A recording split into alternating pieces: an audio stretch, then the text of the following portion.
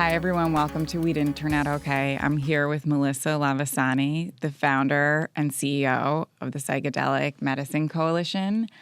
And today we're talking about something that I feel really strongly about bringing out there for me personally, but it's a little controversial. So before we dive in, I'm keeping people on their toes. Can you tell everyone who you are, Melissa, in your own words, and why you're here today? Yeah. I'm a mom.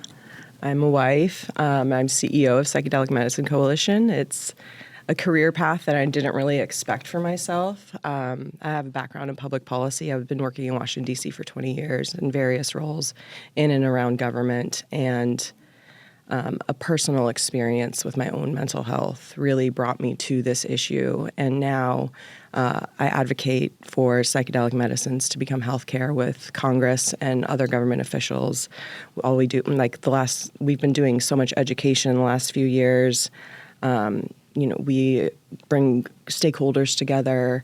We facilitate conversations around psychedelics with our lawmakers so that we can move this issue forward, because I think this, like you said, it's controversial. For so many years, these were perceived as party drugs, but it really discredits the potential that they can have for human beings. They have incredible healing properties, and if we can elevate this issue the right way, we can really transform people's lives. So it's really important that we have the federal government on board with this. These are Schedule I drugs that we're talking about. So getting the federal government on board with psychedelic medicines is really critical to have people having safe, affordable access to them. Can we zoom out a little bit? Yeah. And talk about your personal experience postpartum. Yeah. And when you talk about what you mean when you say bringing this issue to government, what issue around psychedelics? Yeah. My experience with postpartum depression was with my second child in 2017. I had depression during pregnancy. I had a really difficult pregnancy. I had sciatica. I couldn't work out. I couldn't do all the things that I did in my first pregnancy to keep me normal and sane. So during pregnancy, they were trying to prescribe me antidepressants. My doctors were. I had kind of a weird experience with antidepressants. I know that they work for so many people. They've saved so many lives, and I don't want to discredit them, but I have had two friends take their lives while getting off of antidepressants. So it wasn't getting on them that was the issue for me. It was, what does this look like in 5 or 10, 15 years? Because I've heard so many stories of people who get on an antidepressant. It's helpful for them. They can function in their lives, but they're still on them decades later. And I didn't want to be reliant. I didn't want my mental health reliant on that. So that's me. Yeah. So you understand. So I refused antidepressants while I was pregnant. And then after I gave birth, I felt okay for a couple of weeks. And then I just had a crash in my mental health. And it was like everything just spiraled out of control. And I'd never had any mental health issues like this before. I was a college athlete. I played tennis. I've always been kind of on top of that part of my life. And pregnancy was the first time you felt? Pregnancy was the first time I felt what depression was, and the deep despair that kind of comes with that. And then after birth, it was I couldn't catch up with everything. I couldn't catch up on my sleep, of course, which is normal for having a newborn. I couldn't keep up with my friends. I wasn't socializing. I was isolating myself. I really neglected my marriage, and our communication patterns got really messed up. I was disengaged from my daughter for a period of time. That's your older child. Yeah, my older one, Lola. She was born in 2014. And then I was just really struggling to kind of be present and in the moment. And, I started with talk therapy, and that felt extremely painful. I think talk therapy can be extremely effective in getting people out of situations, but you have to put your all into it. You have to be really engaged with it. I was doing cognitive behavior therapy, which is a lot of work on the patient side.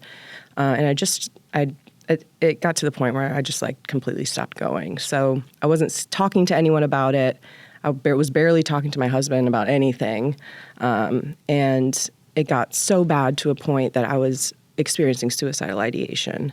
I had convinced myself that, I have this beautiful, healthy family. Like, this is a life goal, is to have a family with a loving husband and children. And I felt like I didn't appreciate any of it. So you had guilt for feeling tons of guilt. Like, it's like the thing that you dream about is like getting married and having kids as a little girl. And then I'm here and I'm like miserable the whole time. So I was thinking, well, maybe if I take myself out of the equation, like, my family can live a beautiful life. Like, my husband will find another woman to marry who will love my children in a way that I can't. And it's just these crazy narratives that you kind of tell yourself when you're going through something like that. Like, of course, like, I was completely neglecting the fact that if I did this terrible thing to myself, that would have a negative impact on my husband and children for the rest of their lives. It would alter everything, and not necessarily for the good, but in my mind, I'm like, they'll be better off without me.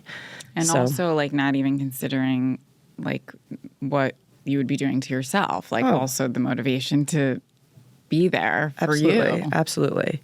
But, like, at that point, I was just so low on myself that wasn't even a factor.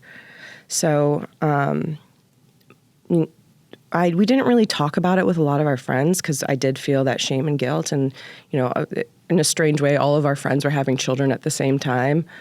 And I was watching a lot of my female friends seemingly thrive in this situation where they're balancing it all and they're going on the play dates and doing all the things that I could not bring myself to do.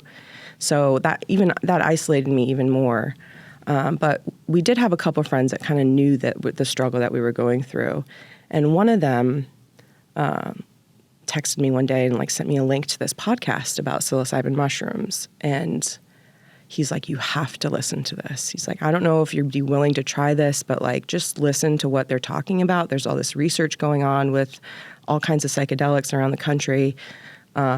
Just give this a try. So we were on a road trip down to Alabama, where my husband's from, and it was night, and the kids were asleep in the back of the car. We put on this podcast, and it was 2.5 hours of just our minds being blown about these psychedelic drugs that we were told were really bad for you and burn holes in your brain and all the things that they were telling you in the 80s and 90s about how drugs were so terrible. It was completely dispelled with this one podcast in my mind. And I was listening to it as somebody, I'd never taken a psychedelic before. It was never one of the drugs I experimented with in my younger days in college. And I was never really curious about it. I always thought I didn't want to take anything where I'd felt out of control of myself or I wasn't very present. So this was the first time not only were you even considering this, but it was also the first time you had heard of psilocybin in modern form, let's call it in not, recreational way. It was the first time that you had even heard of it as anything legitimate, The fact that Johns Hopkins University is researching this and has spearheaded the revitalization of the research. What we learned was in the 50s and 60s, psychedelics were the hot topic in the research community. There was a lot of research going on for addiction and depression around LSD and mushrooms. And it was all very positive. And then what happened was the anti-war movement was going on in the 60s, and the Vietnam War was starting to ramp up, and the U.S. wanted to participate in the Vietnam War, and the public wasn't necessarily for it. So the two most outspoken groups that came out for that supported the psychedelics were the hippies and the Black Panthers. So what Nixon did at the time was deem the favorite things that those two groups love to do, which was psychedelics and cannabis, and put them in Schedule I. They created the Controlled Substances Act and classified all these drugs as the most dangerous drugs. And it wasn't based on any of the research that was going on in the universities in the U.S. at the time. It was more of a political move to quiet these groups.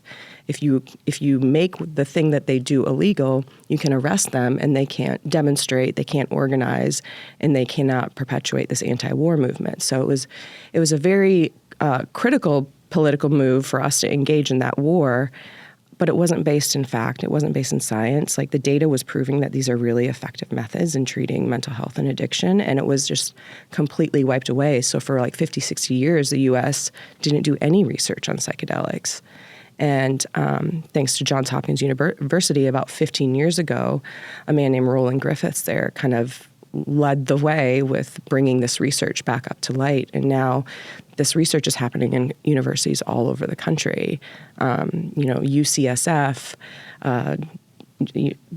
University of Texas, Dell Medical School is one of the leading research institutions. Like Harvard, Yale, Stanford, every amazing university that exists is exploring what psychedelics can do for your brain.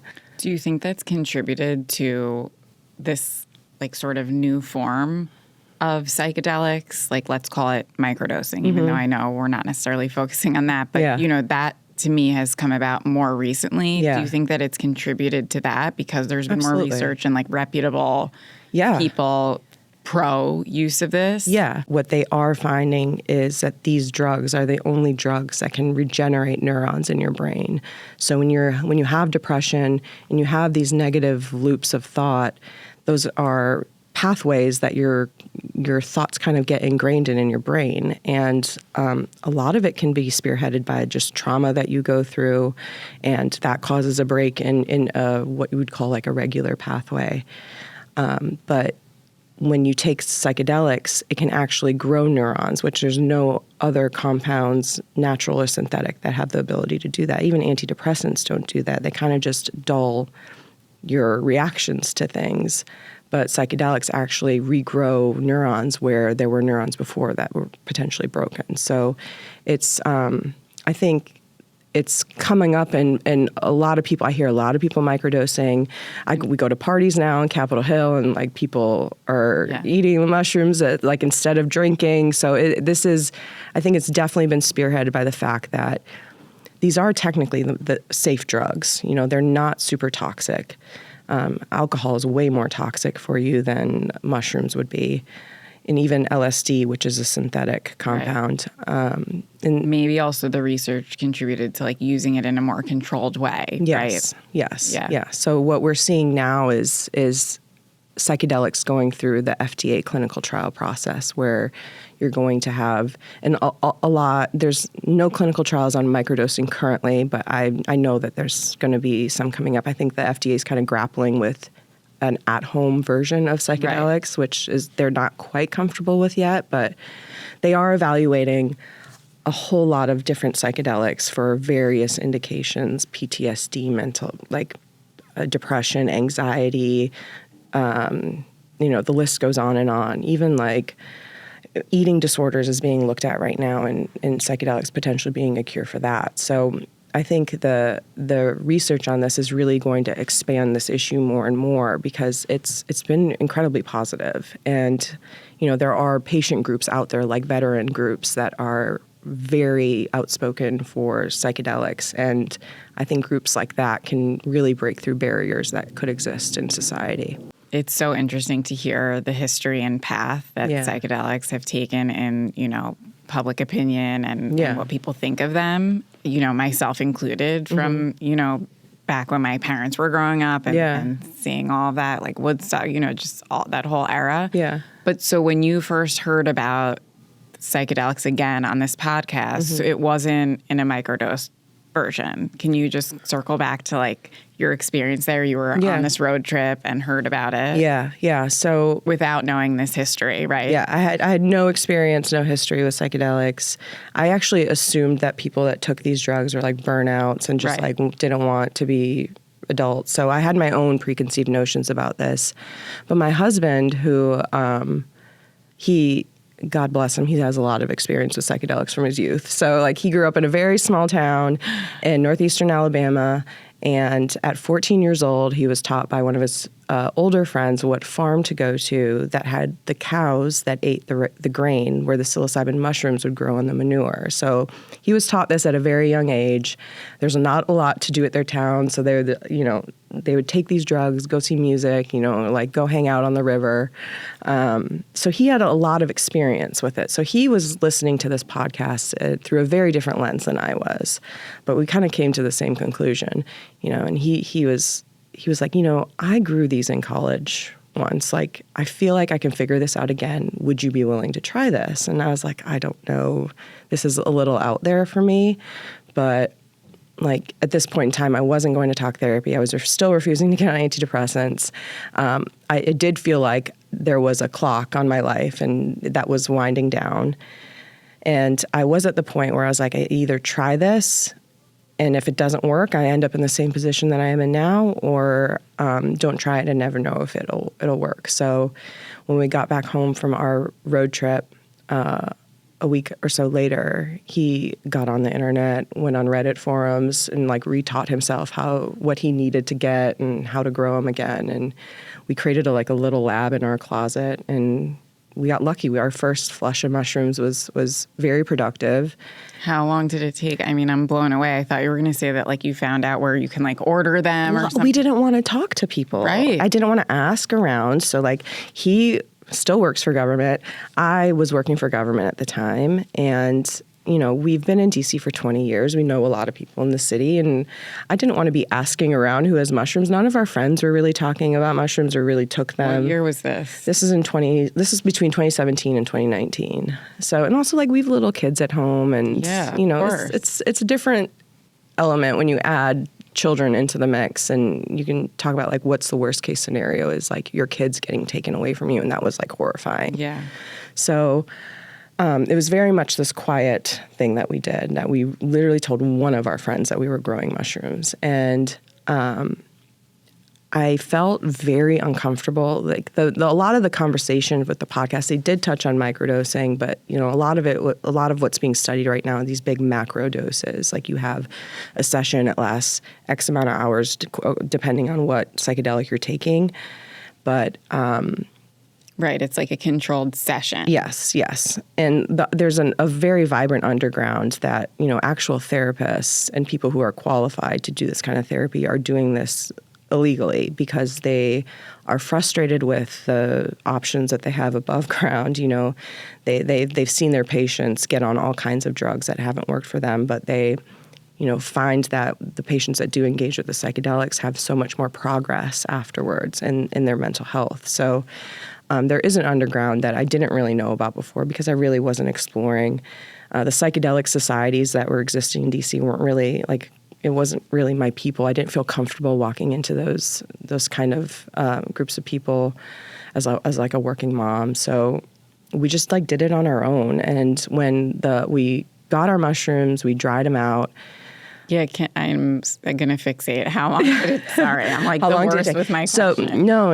It's it probably took a couple months for us to get to the point where you could eat them. Yes, yeah.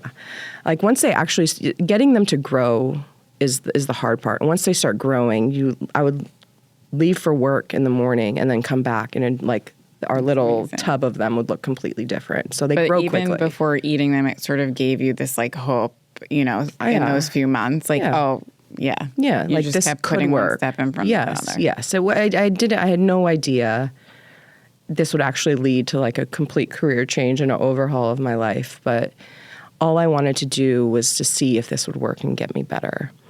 And I started with microdosing because I was very uncomfortable with having the big dose and, didn't really have any kind of point of reference for what that looked like.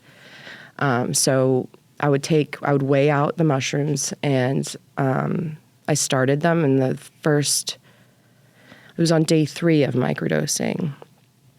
I sat on the floor and I played with my son for the first time. And I hadn't really played with him. I was changing his diapers, I was feeding him, but I really wasn't emotionally engaged with him. And it was the record scratched in my house. My husband was cooking dinner, he stopped what he was doing and just watched me on the floor with my son. And I still get chills. I've said this story so many times, I still get chills talking about it. I always get emotional. This is regular for me. Yeah, Not regular to be touched so much by a story, but yes. Yeah, no, it was the most difficult thing that I've ever gone through in life. And how old was he? So this was in 2019, so he was 2 years old. Yeah. Yeah, so postpartum, this journey for you, that was the first glimpse in 2 years. Yeah. And I felt different, I was doing things differently. I felt more in control at work, because work was chaotic too. I was so fortunate that my boss was a young mother herself, and she knew what was going on with me. She would cover for me. But like if I worked in any other environment, like I would have been fired, you know? Yeah. That's like showing up late, not meeting deadlines. Like that's kind of a basic thing you need to do at work. So it was everything in my life had fallen apart. And at that moment, it was like the start of everything kind of coming back together. And I continued with the microdosing, and I was feeling really hopeful for life. My suicidal ideation went away. So that was like the first thing that I immediately noticed. It's like, oh, I don't want to die anymore. And I didn't know if I'd ever feel like that again. I always just assumed, well, this is the beginning of the end for me. And really, the only reason I hung in there was like I had this like battle in my mind of, well, you can relieve your pain by killing yourself, but like think about all the things that you're going to miss out on in life and all of the experiences that your children are go through where they're going to want you there and you're not there. So it was kind of like this, I really want to do this thing and just like end my pain, but also knowing that that action would cause these like ripple effects of pain that last forever with like my if children. You weren't prioritizing like yourself because you couldn't. Yes. Like you couldn't even think of yourself in a positive way at that point. Like that motivated you was like your love for them and how it would impact everybody else. Yes, that my love for my kids definitely saved me. The support that my husband gave me definitely saved me. It was really like him and I trying to figure this out on our own, and us not really feeling comfortable talking about it with anyone. And it was a very weird like feeling because, I was going to the office every day and like I was microdosing in the mornings and I was feeling amazing and it felt very wrong, but also I haven't felt that good in a very long time. So I knew that things were not going to be the same and things were hopefully getting better at that point. Can you pause there 1 second? Yeah. Just two things, like what that looked like for you, like microdosing, like, what that means, I think would be helpful for people to hear. Yeah. I think still people hear psilocybin, mushrooms, microdosing, even though we're not focusing on that, but just think like you're going to hallucinate, which we will get to. Psychedelics are, all the benefits with that, but it doesn't sound like that's where you were at when you first experienced this. So microdosing, you shouldn't technically feel anything. And there were moments when I was figuring out my dosage where I think I took too much and I'd be like, you'd be a little happier. There's sometimes you could see some sparkles in the air where I was like, oh, that was too big of a dose. That's not a microdose. I need to scale it back for the next time I do it. And I was doing it probably 3 days on, 2 days off at first. And then, adjusted as I went. And then the problem was like our first batch of mushrooms definitely ran out. And we tried to grow a second batch that got contaminated. So that kind of set me back a little bit. I definitely when I stopped the regular microdosing, I could feel it come back. And that's when I knew it was like, oh, I need something that like goes a little bit deeper and has a longer last. Like the whole point is that I don't want to have to do something every day, Right. And so for you especially, like, there are people that like resolved at like, I'll probably be on Zoloft the rest of my life unless maybe I do. Yes.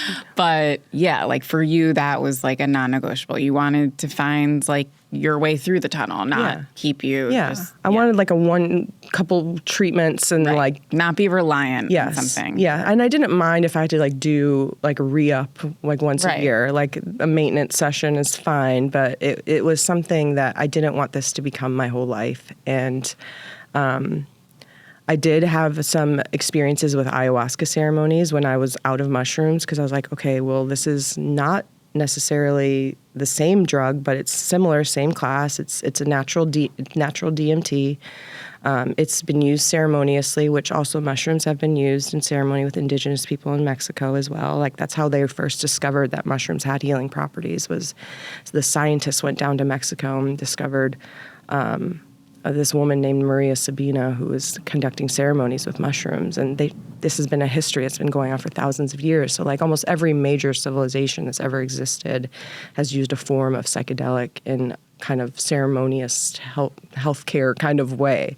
So not only is the research resoundingly positive, but there is also a long history of humans using these for various reasons. So the shamans of ancient civilizations were the doctors, and that's where people went to when anything went wrong. And a lot of times they'd use psychedelics, and ayahuasca was a similar one.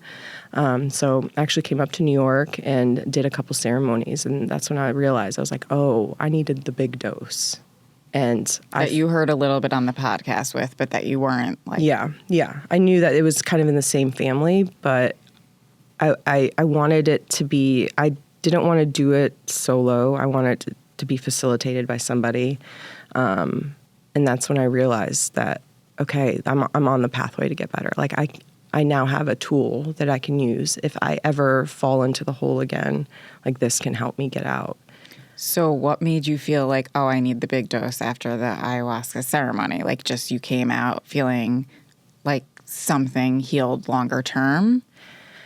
Yeah, when you're depressed, everything feels very heavy. Waking up in the morning and just like getting out of bed is such a difficult task. Like every little thing you do is so overwhelming and so heavy. Which is why I like cried when you said you played with your son, that like you might not have mentally or emotionally felt such a huge difference, but like that physical action of like levity to just even get on the ground and like play. Yeah. And get on his level. So powerful for me to hear that story. Yeah. That's so wildly heavy for people who are depressed. I know. It's like, it took me a long time to get over the fact that for a couple years I was not emotionally engaged. And I had a lot of guilt with that even after I got better. I've now like forgiven myself for all that. And I realized it was just the state I was in. They were young. Like I've made up for it. We have an amazingly beautiful life now. We have so much fun together. I love my children. I think I'm a great mother, and like they're not gonna really remember, oh, mom was depressed. You know, like I was very fortunate to have that happen when they were so little. Right. That it's not even. It's like my daughter's 10 now, and she talks about that period of time, and she's like proud of who I've become and overcame it, and now like she brags about me at school. She calls me an activist. I like to call myself an advocate for it, but she always mixes the words up, and her friends look at me and they're like, oh, like she must be a celebrity. I'm like, no. One of them came up to me one time and they're like, we heard you're an actress. And I'm like, no, you're so close. But, oh my God, that's so cute. Yeah. And such a testament to how our kids look at us as superheroes, that even you in that moment feeling all the guilt, like you're such a star to her for getting through that. Yeah, it's okay. It's okay for your kids to see you struggle. Yes. As long as like you're also showing them your path to recovery. Right. You know, like you're showing them the ugly parts as well. And that teaches them how to get through the ugly parts of their life. You know, that kind of resilience makes your kids resilient. And like children are our greatest mirrors. You know this. You've got 2 kids. Like you see something funny in your kids that you don't want them to do, and you got to like self-reflect. It's like, oh, what am I doing that kind of influences that? Right. So it's great for them. And I didn't grow up with a family like that. Like my mom and dad like kept everything really hidden from me. I didn't really witness a lot of fights. So like I went into my marriage thinking, oh, like this is all easy. But I have no regrets about my daughter, because, you know, my son was really young, so I don't even know if he doesn't even have a point of reference for this period of time. But I'm totally okay with her seeing the struggle and seeing the comeback as well. And it sounds like you see the value in that. Oh, yeah, absolutely. I feel like we could do an entire episode on like maybe that contributing to adding to the depression, that like you didn't remember ever anyone feeling this heavy or this much, and like there's something wildly wrong with you besides, of course, feeling like things weren't right. Yeah. But the shame around that and stuff like that, is definitely a contributing factor to why like depression can just go deeper and deeper. Yeah.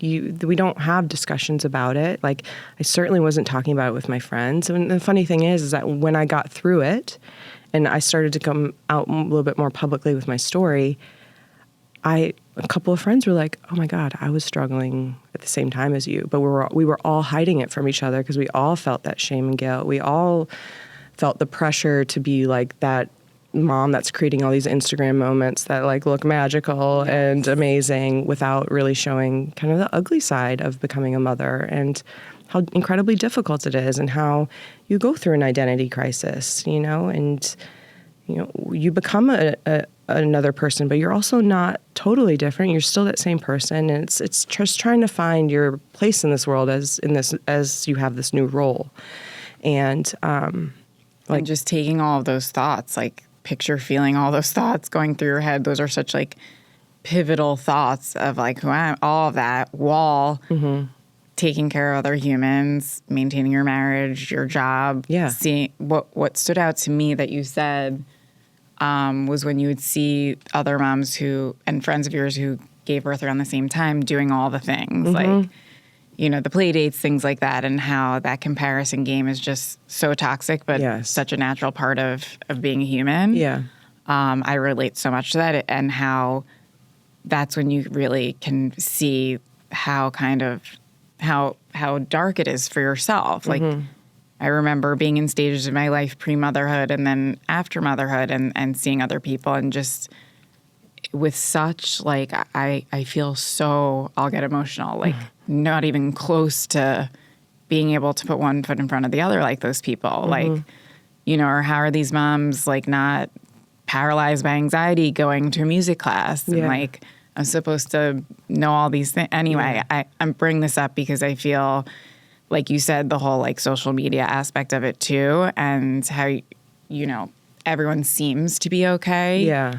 Or a lot of people seem to be okay, and how I feel so strongly about having you on today to talk about, the potential with this for postpartum, because I think there's a lot of people out there that are, like, suffering silently with and just like piecing their life together little by little, and it might seem normal on the outside, but like inside their head, it's really ugly, and that's so sad that any woman would feel like she was alone in that, because it's. I don't want to say it's universal, but it's a lot more common than what we know. Yeah. And people are really struggling. And I think now we're like post-pandemic crazy world. It's even a bigger issue than it was before. For sure.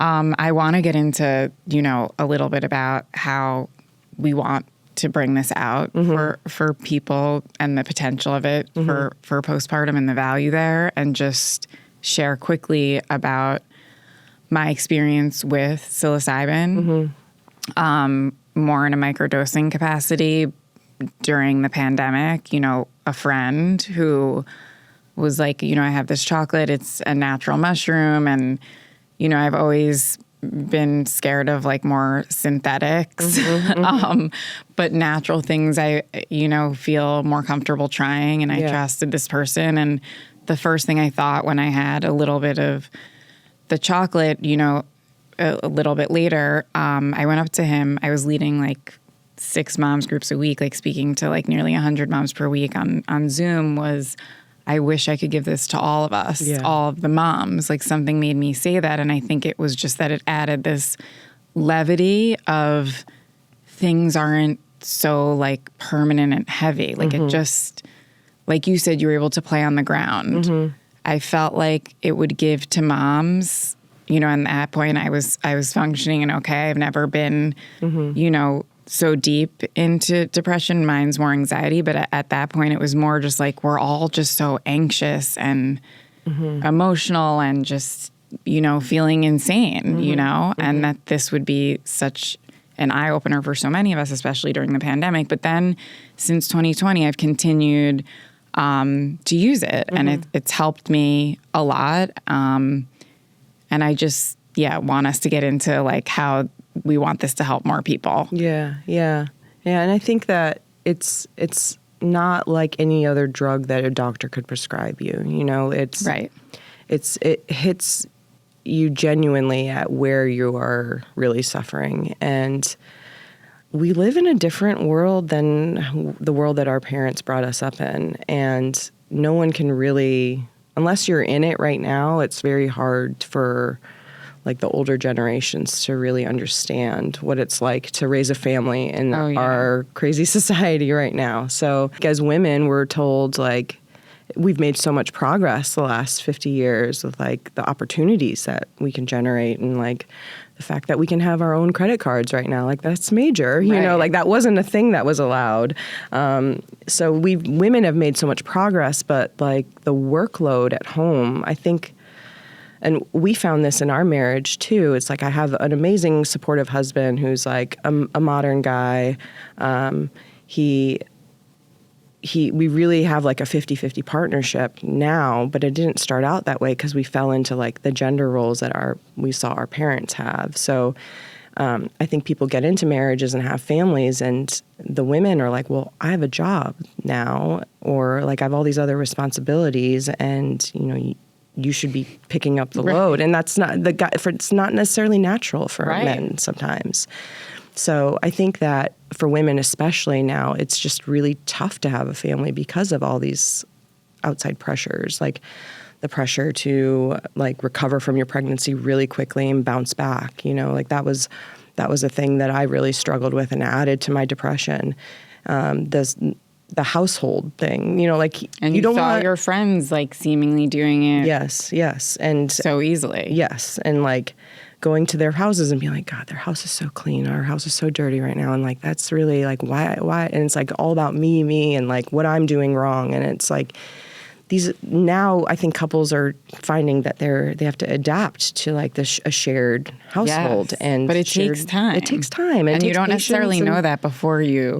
No. And it takes like really healthy communication patterns. And like we had to go to couples therapy during this experience because our communication patterns were just so messed up from when I was depressed that, but it helped us tremendously in kind of like navigating our place with each other and the relationship and our role that we have as parents. So we have come to like this really beautiful like 50-50 partnership where, you know, he has his roles, I have my roles. It feels very equitable, but it took a lot of work to get there. And to like put in that work, it's not going to be easy when you're depressed and can't even like formulate a cognitive thought that is going to bring healthy communication. I'd love to like hear where you're at now with its use. Yeah. And like to share kind of what you're working on right now. Yeah. So to back up a little bit after I cut you off. No, it's okay. You're good. So 2019, I had these like amazing psychedelic experiences that were very unexpected. Like I was hopeful that they would work, but like I didn't realize the real impact it would have on my mental health. And we've been in DC for a while. We're very connected with like government officials, especially at the local level. And I was just very curious about like why our laws the way they are, and like why, you know, this was amazing for my healthcare. Like why is this not healthcare? So like you were going to these, you know, trips, so to speak, like and they weren't. Were they not okay to go to? Like it wasn't out there. It was more like behind it was underground. Right. Yeah. Like us growing mushrooms in our house was very like not legal. Us eating the mushrooms was not legal. Doing any kind of ceremony, it was all underground, and it was scary. But I was very curious, like why these laws are the way they are in our country. And at the time, Denver City, there was a group in Denver City that was trying to decriminalize psilocybin. So we reached out to the campaign and we were like, so what's the public saying about this? What's Denver City Council saying?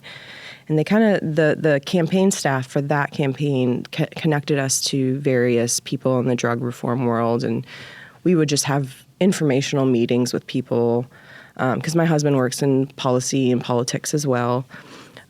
So we were taking these having these conversations where we're just like deep diving into what this looks like. And that eventually led to one of the funders in the space who funds a lot of these local initiatives reached out to to us and was like, we've heard your story, because they were talking in Denver about, oh, wouldn't it be cool if, we ran a decriminalization campaign for Washington, D.C.? Like, that's the nation's capital. That could really break boundaries if we have these conversations at that level. And they were like, oh, you just need to talk to Melissa. Like, there are people on the ground there.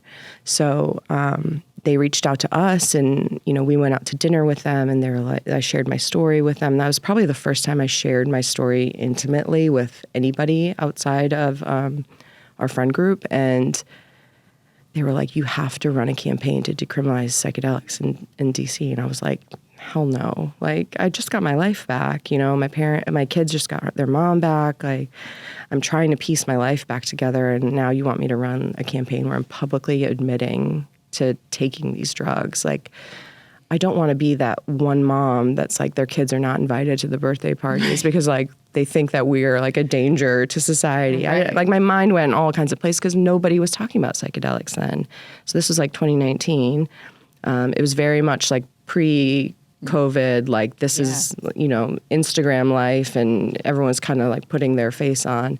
And they were like, your story is really impactful, and you could help so many people if you just share this in public. And I said, I can't guarantee the safety of my kids in this. So like, I'll help you guys out in the background with like private meetings, and like I can have one-on-one conversations, but I don't want to come out publicly. It's too risky. And it got to a point where we wanted the initiative. It was a ballot initiative, which means you could vote on it on your ballot when you vote for president or any other elections that are going on at the time. And we were getting up against the deadline to submit the paperwork to do it. And it was a lot of the folks that I'd be working with were cannabis advocates. So they called me the night before that we needed to submit the deadline. They were like, all right, this is like, the last time we're going to ask you, will you please run this campaign? And I said no. And they said, well, we understand, but we're going to move forward with the campaign. And I was like, that's fine. And I hung up the phone, and I got like a pit in my stomach because I knew that a campaign run by me was going to look very different than what a campaign that's run by cannabis advocates is going to look like, because cannabis is a very different issue.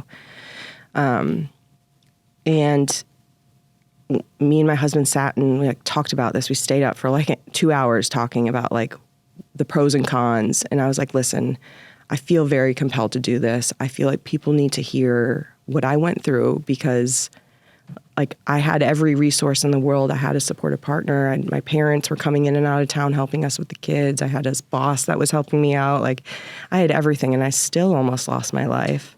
I feel like people need to hear that this can happen to anybody. Yeah. And and I said, worst case scenario, if this is a total flop and it doesn't land right, and we become these like people that are on the outskirts of society, right?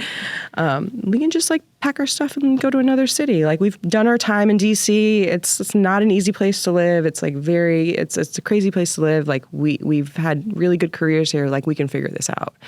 So I called them the next morning. We submitted the paperwork, and that like started me on this trajectory of a completely different career path with psychedelics. So we launched the campaign in January 2020.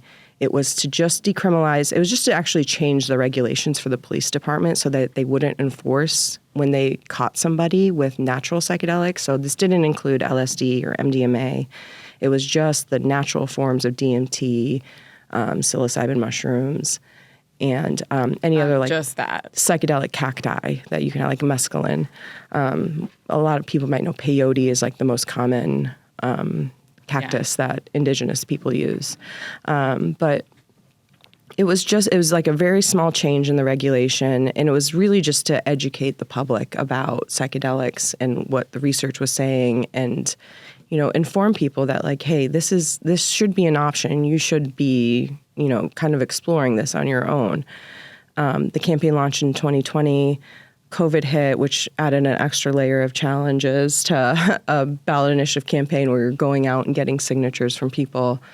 But it ended up being like wildly successful. The campaign was documented on How to Change Your Mind, the documentary that's on Netflix right now, and I highly recommend that for anybody that's interested in learning more. It was done by Michael Pollan. He wrote a book called How to Change Your Mind, and he's like a famous like New York Times best-selling author. He wrote this book, and he did a deep dive into the issue of psychedelics and kind of looked at it from his perspective and, you know, what's the cultural background here? What's the research saying? What's happening now with the FDA? So they came out and they filmed a lot of our campaign, and yeah, we're in episode 4 of it, so that was really exciting. But we ended up winning by 76%, which was a huge margin. It was the biggest margin that any ballot initiative has ever won by in Washington, D.C. of any subject matter. So the cannabis initiative was won by 64%. And ours was 76, and it was even a more controversial topic than cannabis. So I knew we had done a good job in kind of communicating like what this was about. You know, this isn't about partying. This isn't about like recreational use. This is about people who are really struggling with their mental health or struggling with the trauma that they went through, and they are really left unsatisfied with what their healthcare options were. That's why I think it is so important, and why I started Psychedelic Medicine Coalition right after the campaign ended, because I saw like, oh, this is something that is kind of universal. Like the 76% of DC voters voted yes for like possession, growing, sharing of natural psychedelics. Like this is something that is going unaddressed in our healthcare and our society. And I knew that what I did, I'm somewhat of an outlier in that I took a risk to do these kind of illegal treatments, and I was okay with it. But I have a lot of friends that could probably use a psychedelic treatment for various things, but don't want to go to the underground, don't want to go see some shaman that has no certification in anything, you know, not digging at the people that do that, like. But there are always bad actors out there. I had this realization that so many Americans can benefit from these types of treatments, and so many of them will approach it if it's put in the right container for them. And the right people are speaking about it.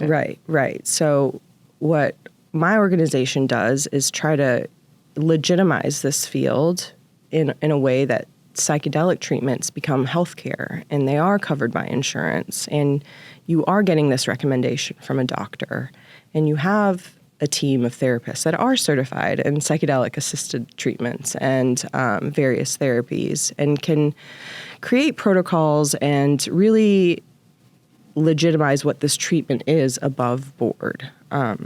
To have it just remain in the underground is a real disservice to everyone involved.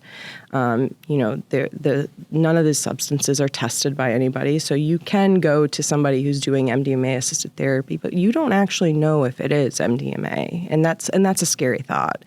So, what we do with PMC is to get Congress to get legislation passed to advance this issue. So we are hopefully approaching like the first major piece of legislation coming out of Congress soon that's going to be implementing psychedelic treatments at the Veterans Administration, so that veterans who have for the last like 5 years, it's become this very big thing in the veteran community to go to Mexico, go to Costa Rica, do ayahuasca ceremonies or mushroom ceremonies, all kinds of different psychedelic treatments in a more above ground way, but still like it's most of the time these are reside in like legal gray areas in these countries.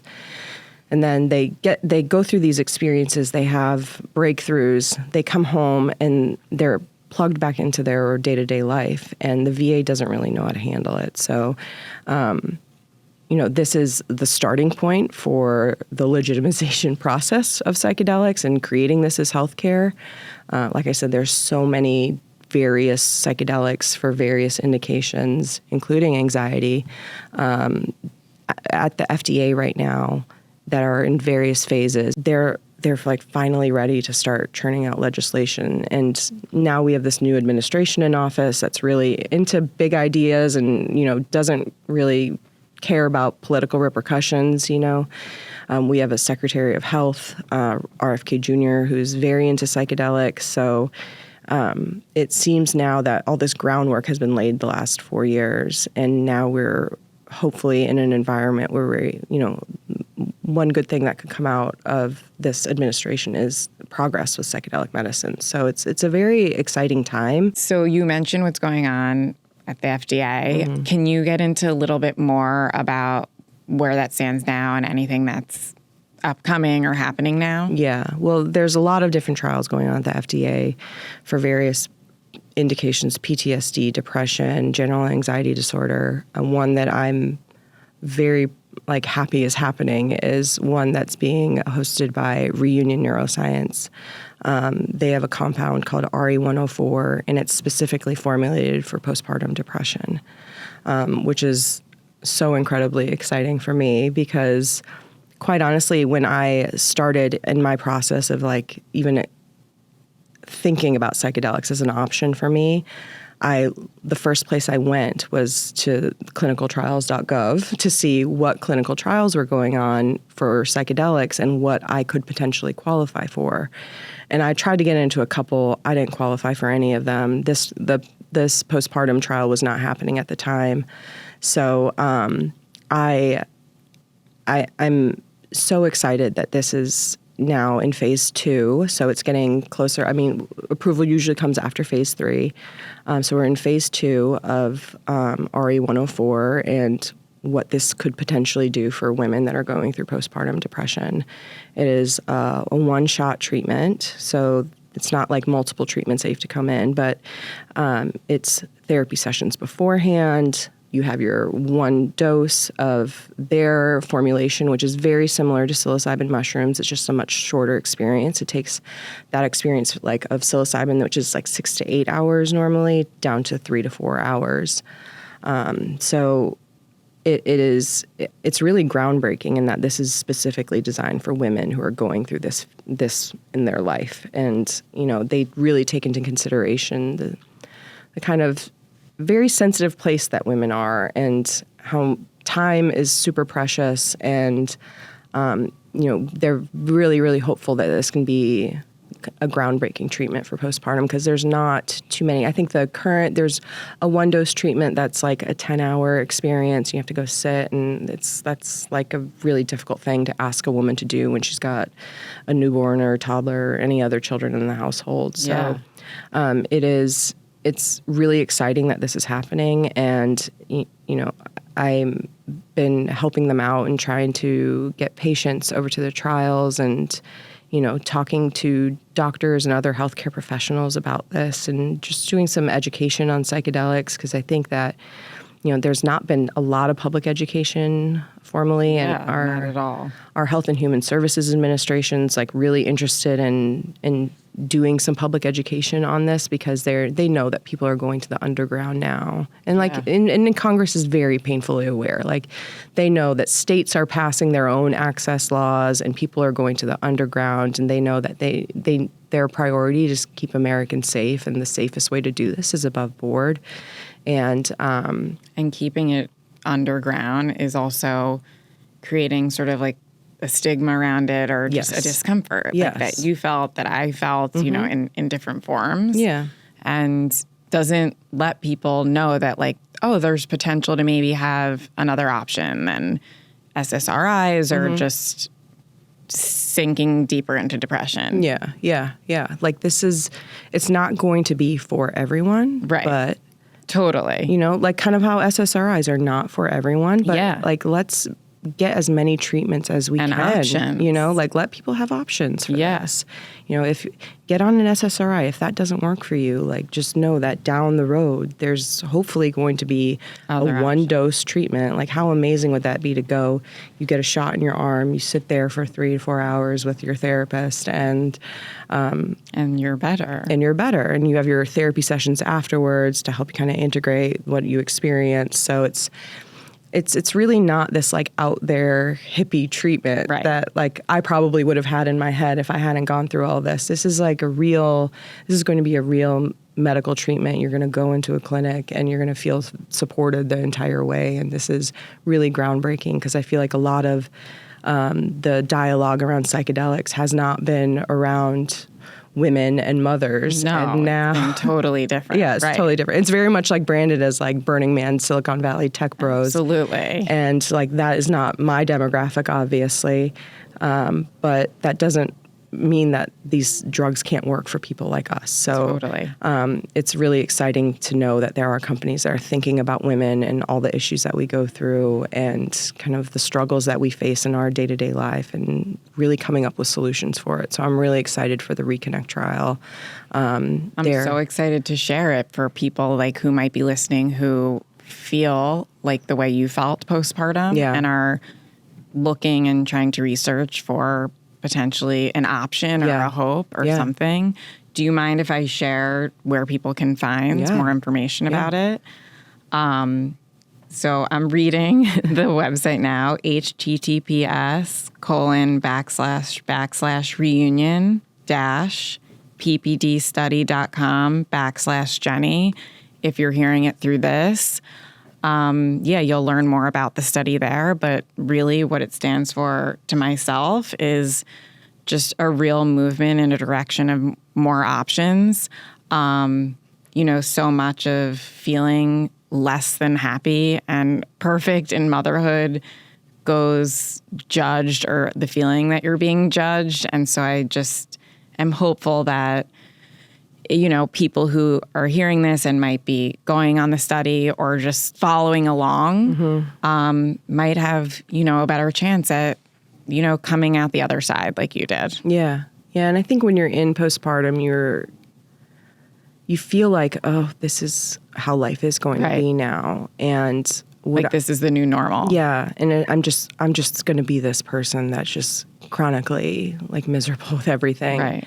And I feel like every woman that feels that also deserves to feel like she's got a renewed lease on life, and there is hope for her, and like you can feel joy again, and you can feel happiness, and you can share in the wonderful experiences of your children discovering the world again. Like when I was going through it, it was just such deep, deep despair, and I thought, well, this is my new normal. And then when you have a psychedelic experience, it's like the reset happens in your brain and you're like lifted out of the fog and you think, oh gosh, life can be really wonderful. And I did overcome this. And I just needed to find the right tool to do that. So thank you so much for sharing your whole story and journey and just so much information around this. Yeah. I'll end with sharing that, I'm going to put the link in the description, and that, for a long time I've wanted to share the benefits I've personally experienced with it, which is nowhere near what the potential is.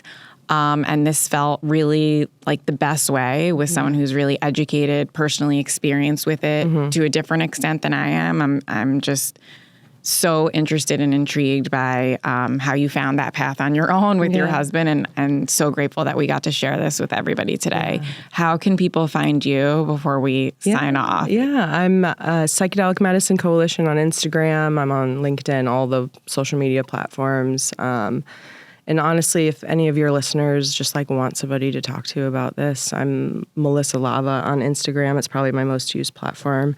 I'm happy to kind of help a woman navigate. Even if you're interested in the trial, please reach out. Thank you all for listening to Melissa's story. As we mentioned, you can learn more with the description in the podcast. And thank you all.